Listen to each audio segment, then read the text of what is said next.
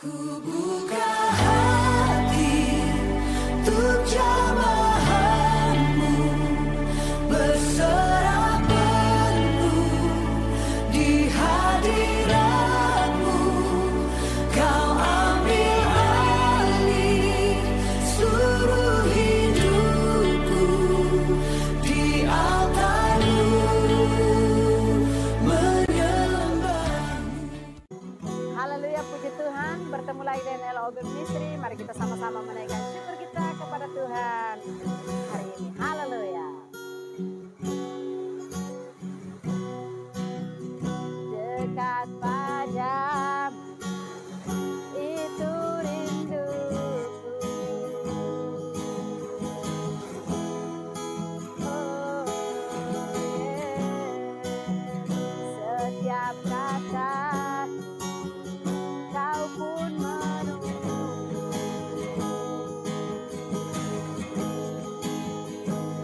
Tak kusangka ku temukan satu kasih yang abadi. Kini ku datang dan membawa hidupku.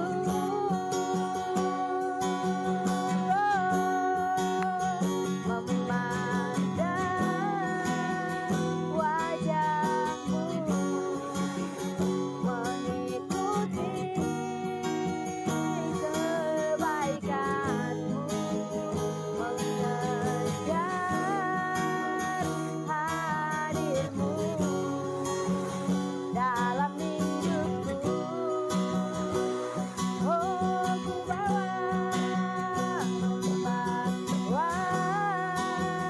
sembahku, menyatakan kebesaranmu, mengejar hadirmu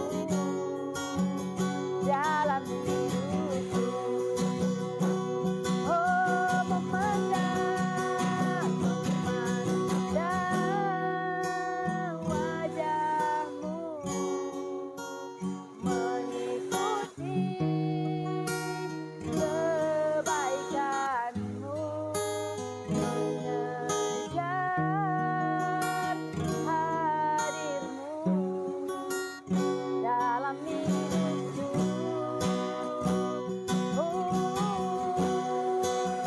Membawa sembahku, menyatakan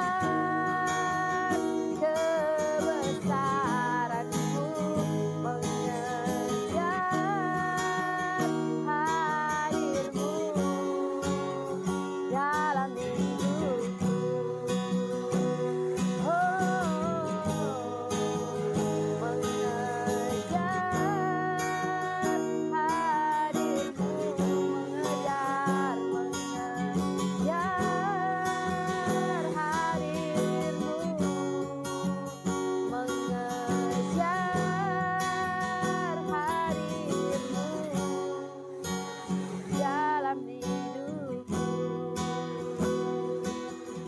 Haleluya.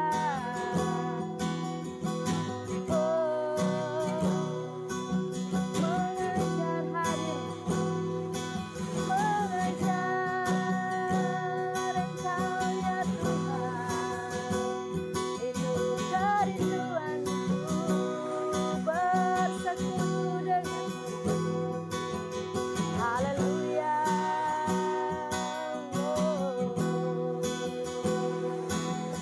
Haleluya, Yesus. Ini hatiku, ini hidupku Bapa. Hari-hari ini semakin kita dekat, semakin kita melekat dengan Tuhan. Haleluya. Ingin selalu bersekutu denganmu, menikmati hadiratmu, biarkan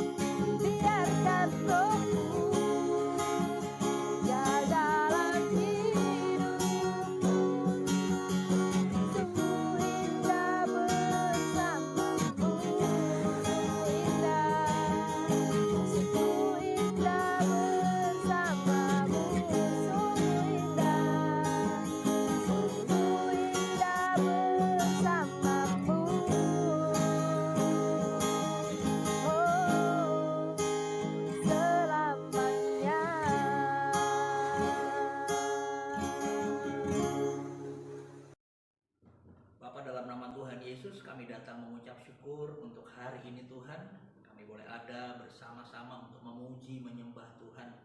Dan tiba waktunya untuk kami mendengarkan firman-Mu. Tuhan, urapi kami, biar Roh Kudus-Mu menerangi hati dan pikiran kami, memberikan kami hikmat, pewahyuan, pengertian yang benar akan firman-Mu, agar firman yang kami dengar, kami pahami, kami mengerti, kami lakukan dengan taat dan setia, sehingga benih firman-Mu boleh jatuh di tanah hati yang terbaik, berakar, bertumbuh, berbuah dalam kehidupan kami, sehingga hidup kami menyenangkan hati Tuhan, hidup kami memuliakan nama Tuhan. Terima kasih Bapa, di dalam nama Tuhan Yesus kami siap untuk mendengarkan firman Tuhan. Dalam nama Tuhan Yesus, haleluya. Amin, amin, amin. Shalom Bapak Saudara, puji Tuhan, senang bisa menyapa Bapak Saudara. Kita bisa bertemu dalam ibadah yang diselenggarakan oleh pelayanan dari LOB Ministry. Kita ada pada ibadah di sesi kedua di tanggal 4 pada bulan Juli tahun ini.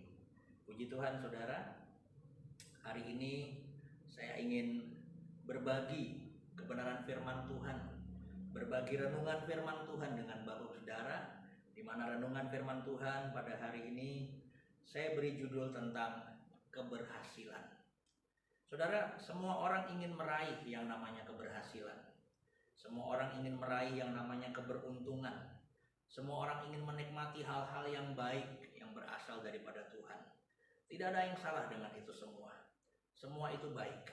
Tapi kita perlu belajar, kita perlu mengerti bahwa di dalam Tuhan yang namanya keberhasilan itu tidak ada yang instan. Di dalam Tuhan yang namanya keberhasilan itu butuh yang namanya proses. Sebab sebuah keberhasilan itu sudah satu paket. Satu paket dengan perjuangan, satu paket dengan pengorbanan yang harus kita lakukan. Itu sebabnya izinkan saya hari ini mengingatkan apa kata firman Tuhan, hal-hal apa yang diperlukan untuk kita meraih keberhasilan. Saya mengajak Bapak Saudara kita membaca Alkitab.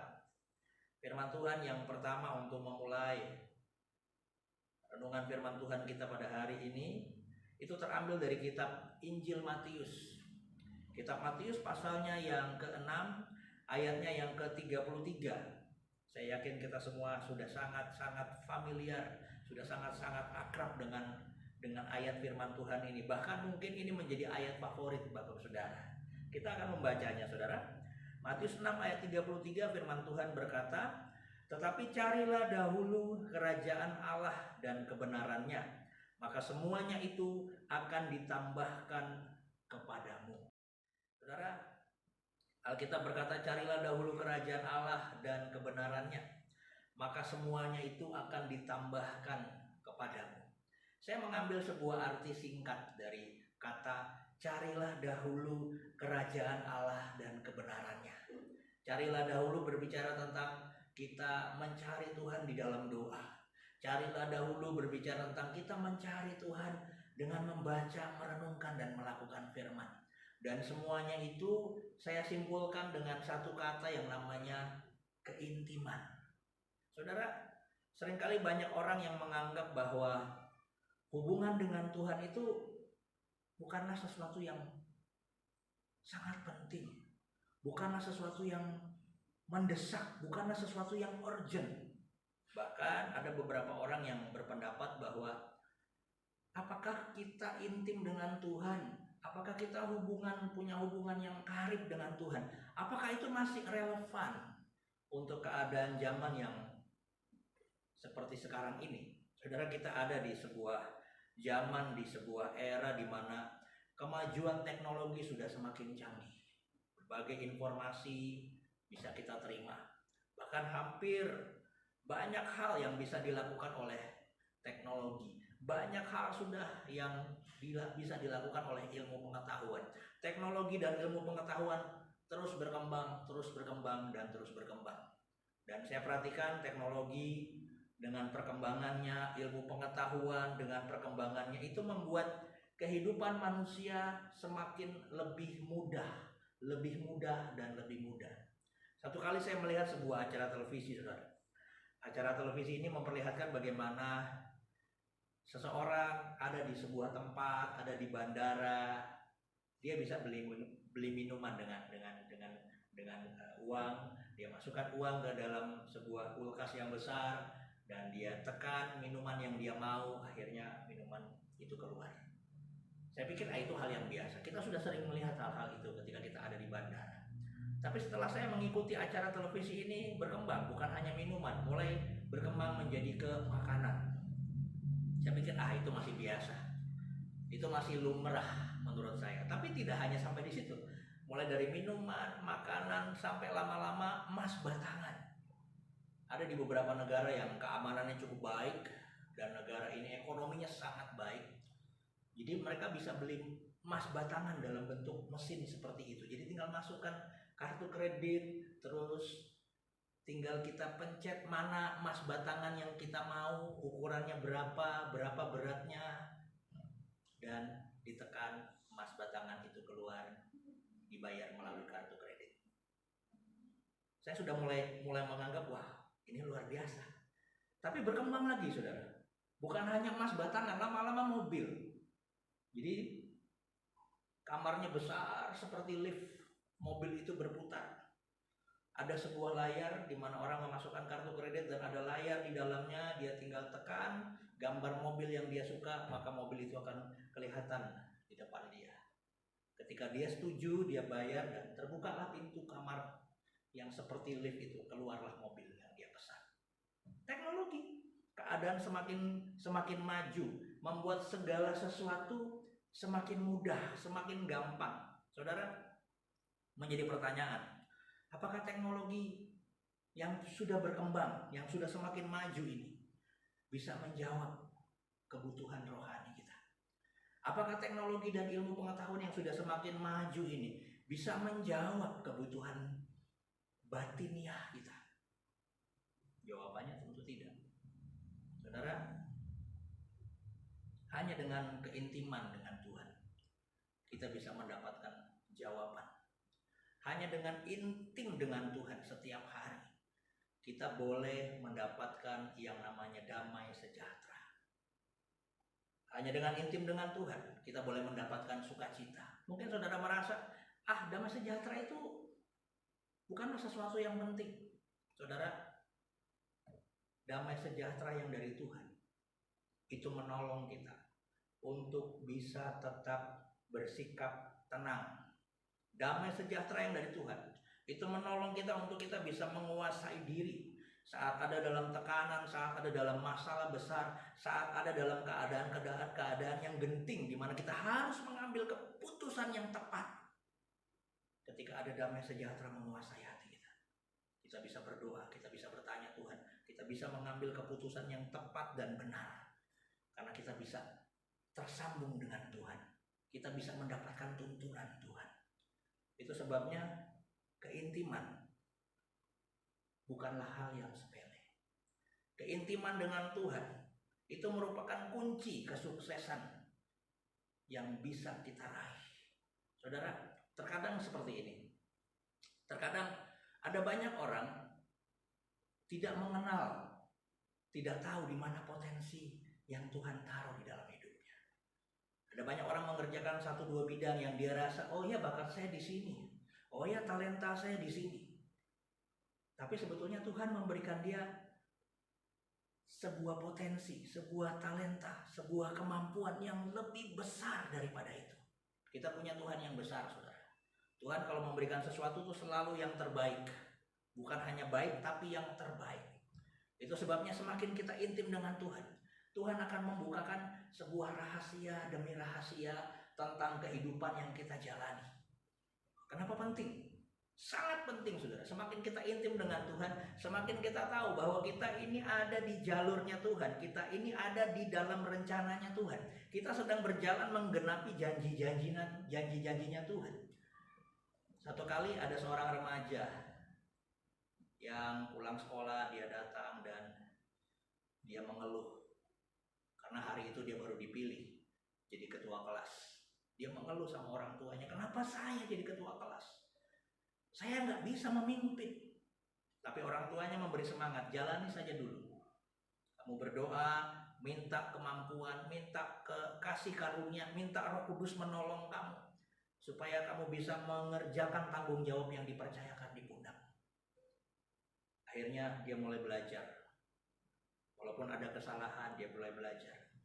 Walaupun ada banyak hal yang tidak menyenangkan, karena dia menerima sebuah tanggung jawab yang menurut dia itu tanggung jawab yang besar. Hanya ketua kelas, saudara. Menurut dia itu sebuah tanggung jawab yang besar. Waktu berjalan, tanpa dirasa, mulai dari kelas 1, SMA, naik kelas 2, naik kelas 3, dia 3 tahun jadi ketua kelas. Waktu berjalan, dia mulai kuliah, dia mulai lulus kuliah, dan akhirnya dia bekerja. Ketika dia ada di tempat pekerjaan, atasannya melihat dia bisa memimpin. Atasannya melihat dari setiap tanggung jawab yang dipercayakan, dari setiap kepercayaan-kepercayaan yang diberikan di pundaknya, dia bisa mengerjakannya. Dia rela berkorban, menolong orang-orang, menolong rekan-rekan kerja di sekitarnya, sehingga pekerjaan itu bisa berjalan, tim kerja itu bisa berjalan dengan baik. Akhirnya dia dipercayakan sebuah tanggung jawab untuk memimpin di pekerjaan itu. Mulai naik jadi supervisor, mulai naik jadi manajer. Hingga satu kali di dalam sebuah ibadah, dia mendengarkan firman Tuhan, bahwa Tuhan berkuasa untuk mengangkat kita. Tuhan memberikan kita potensi dalam hidup. Jangan pernah putus asa ketika menerima sebuah tanggung jawab. Ketika Tuhan mempercayakan sebuah tanggung jawab, berarti Tuhan juga memberikan kita kemampuan. Ketika Tuhan mempercayakan sebuah tanggung jawab, berarti Tuhan sedang mempersiapkan kita untuk naik pada level-level selanjutnya. Pulang dari ibadah, dia merenungkan, Roh Kudus mengingatkan, bukankah kamu dulu ketua kelas? Kamu merasa kebingungan waktu menerima tanggung jawab sebagai ketua kelas. Sekarang kamu jadi manajer. Dia mulai merenungkan, iya ya, Tuhan melatih saya dari hal yang kecil. Tuhan membawa saya pada keadaan yang saat itu saya rasa saya tidak bisa. Tapi ketika saya berdoa, ketika saya intim dengan Tuhan, Tuhan menolong saya untuk bisa mengembangkan potensi yang Tuhan taruh di dalam hidup saya. Saudara, manajer itu akhirnya sadar Tuhan membawa dia naik dari satu anak tangga menuju ke satu anak tangga, naik dari satu level menuju ke satu level. Saudara, itu semua diawali dari keintiman dengan Tuhan. Kalau kita melihat, bukankah Daud seperti itu? Siapa sih Daud yang hanya mengembalakan 2-3 ekor kambing domba milik ayahnya? Tapi dari 2-3 ekor itu, di padang dia menyanyi untuk Tuhan, dia main kecapi untuk Tuhan, dia intim dengan Tuhan. Tuhan bawa dia naik satu level demi satu level, mengalahkan singa, mengalahkan beruang, sampai akhirnya mengalahkan Goliat, dan akhirnya diangkat sampai akhirnya menjadi raja.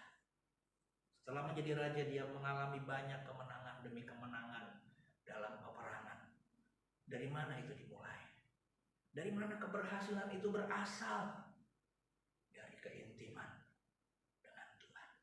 Kita tahu Daniel, orang yang dibuang ke Babel, orang buangan yang dipilih untuk bekerja di istana raja, dididik, disekolahkan, sampai akhirnya bekerja di istana raja. Dia punya posisi, dia diberikan kepercayaan, bahkan dia ada pada posisi-posisi penting di kerajaan itu. Rajanya bisa berganti, kerajaannya bisa berubah, sistemnya bisa berubah, tapi Daniel tetap pada posisinya, bahkan dia semakin naik. Dia salah satu petinggi raja. Saudara, kenapa? Dari mana itu dimulai? Dari keintiman. Semua dimulai dari keintiman. Tidak ada keberhasilan tanpa keintiman.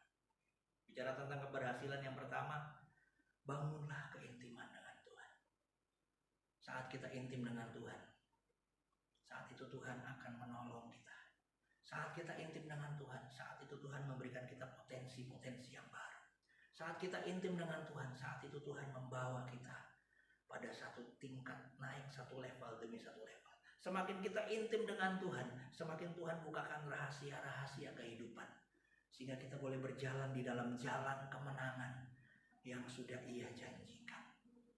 Itu yang pertama, saudara. Yang kedua, bicara tentang keberhasilan, saudara. Yang kedua, mari kita buka Alkitab kita. Lukas pasalnya yang ke-16, ayatnya yang ke-10. Lukas 16 ayatnya yang ke-10 berkata demikian, saudara. Barang siapa setia dalam perkara-perkara kecil, ia setia juga dalam perkara-perkara besar. Dan barang siapa tidak benar dalam perkara-perkara kecil, ia tidak benar juga dalam perkara-perkara besar. Kalau saudara yang pertama tadi bicara tentang keberhasilan, itu dimulai dengan keintiman. Yang kedua, bicara tentang keberhasilan, perlu yang namanya kesetiaan. Saudara, saya mempelajari dan saya melihat kesetiaan ini diperlukan di semua bidang. Anak-anak bersekolah perlu yang namanya kesetiaan. Kalau dia nggak setia sekolah, seminggu sekolah 3 hari bolos, seminggu sekolah 4 hari bolos, dia nggak setia menjadi seorang siswa, maka dia tidak akan berhasil. Orang bekerja begitu juga, butuh yang namanya kesetiaan. Kita hidup sebagai rumah tangga, sebagai sebuah keluarga, butuh yang namanya kesetiaan. Kita melayani Tuhan, butuh yang namanya kesetiaan. Artinya apa, saudara? Kesetiaan diperlukan di semua bidang. Di semua bidang yang ada dalam kehidupan ini. Kesetiaan itu menentukan hasil. Saudara, setia artinya tetap. Setia artinya hati yang teguh. Saudara, tanpa kesetiaan maka semuanya akan sia-sia. Semua yang kita lakukan akan menjadi sia-sia. Mungkin kita merasa, ya saya sudah berhasil, saya sudah mencapai titik puncak di mana saya ingin ada di sini. Iya, tapi Tuhan masih mau terus kita setia. Karena Tuhan mau membawa kita naik lebih tinggi lagi. Tuhan terus menginginkan kita setia. Alkitab berkata dalam kitab Amsal, sifat yang diinginkan dari seseorang adalah kesetiaannya. Itu sebabnya, saudara, saya menjumpai ada banyak orang yang membangun kehidupannya dari bawah, membangun kehidupannya dari nol. Dia dari tidak punya apa-apa, tapi dia terus mengerjakannya dengan setia. Dia terus mengerjakannya dengan setia. Sampai akhirnya apa, saudara? Ketika dia mengerjakannya dengan setia, dia sampai di titik di mana Tuhan ingin dia ada di situ. Saudara, bicara tentang kesetiaan, saya sangat suka dengan satu tokoh di dalam Alkitab. Tokoh ini bernama Kaleb. Kita tahu ya, bangsa Israel yang dipimpin oleh Yosua masuk ke tanah perjanjian. Yosua dan Kaleb kita tahu, angkatan mereka itu mati di padang gurun. Hanya Yosua dan Kaleb. Karena mereka adalah 2 orang di antara 12 pengintai.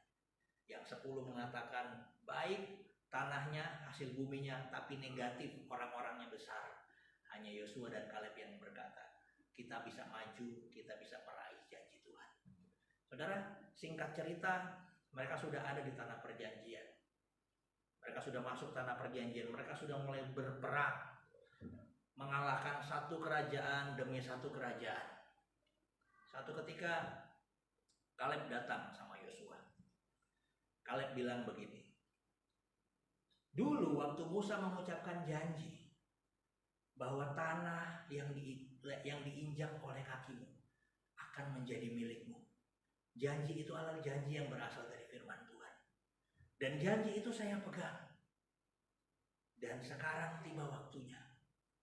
Jadi dulunya itu adalah 40 tahun yang lalu. Sebelum mereka masuk di padang gurun, 40 tahun yang lalu. Kaleb mendengar janji itu. Dan dia memegang janji itu.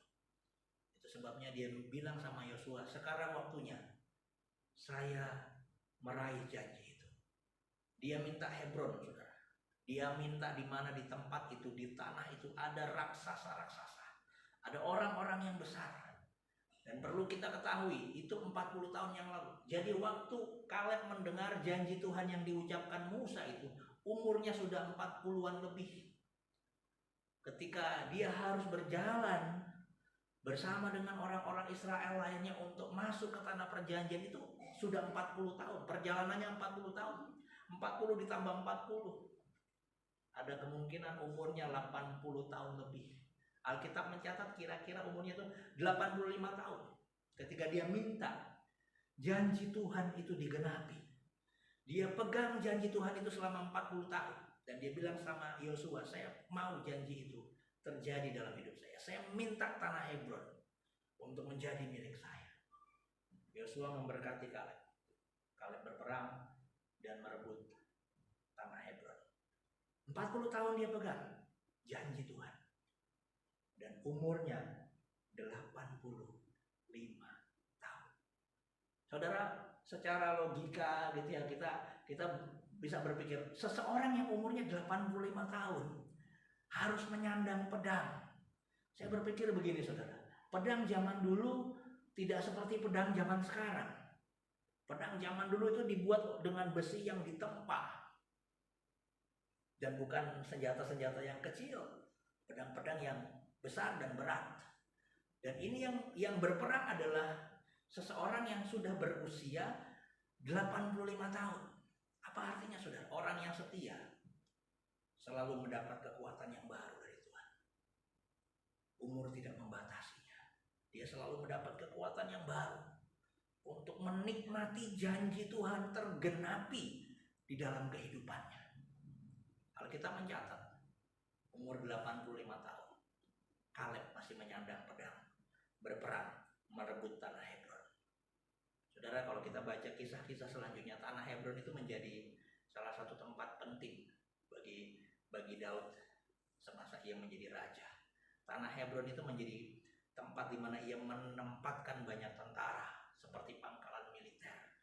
Tanah Hebron itu menjadi tempat yang sentral bagi kerajaan Israel saat itu, saat Daud memerintah. Saudara, kisah ini tercatat dalam kitab Yosua pasalnya yang ke-14.